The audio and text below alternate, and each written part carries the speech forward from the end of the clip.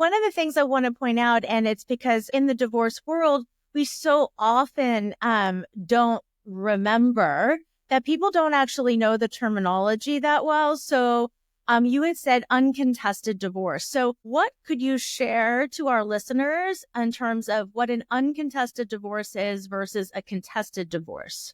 Okay, thank you for slowing me down there because I could get very technical. So need to clarify anything. So an uncontested divorce is the goal that a mediator works towards with a couple, which means that you are the spouses are not in disagreement with one another. So they're not asking for the court to render a decision or have a hearing on the matter.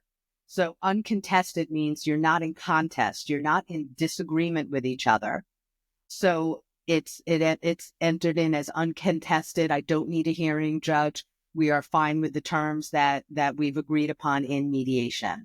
Contested means you're in disagreement and you are asking the judge to intercede with a hearing and have attorneys participate in that process. Does that clarify it?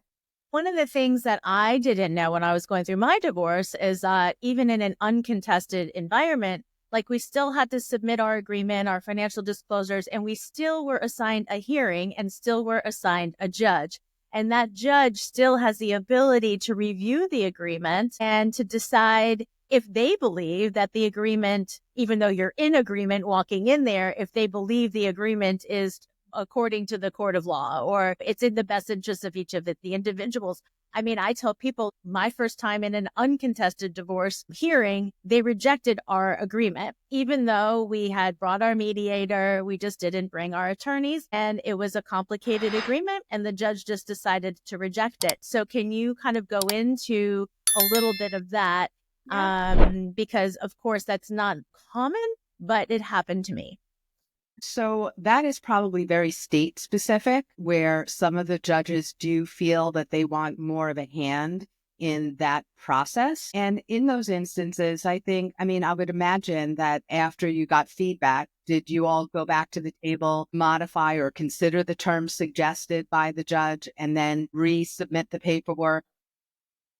Well, it's this whole story in itself. So she said she was going to send us that feedback.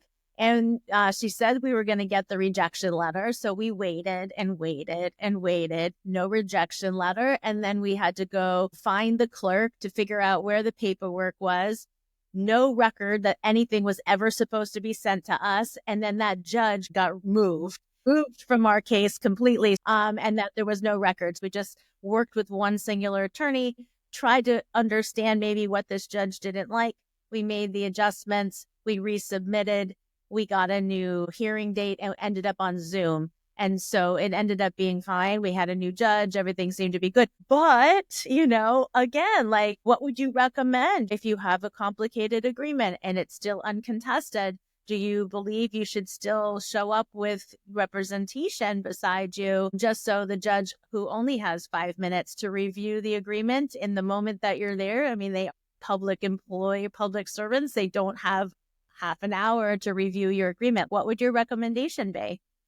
It certainly is beneficial to have your legal counsel then appear in court with you. And yes, there are states that do require, even if you are uncontested and you've mediated the terms, that they still want you to have representation. I think a lot of that is because the judges just want to make sure that there was informed consent, no coercion, and it's a little bit of a CYA for them, right? Judges don't like to have appeals.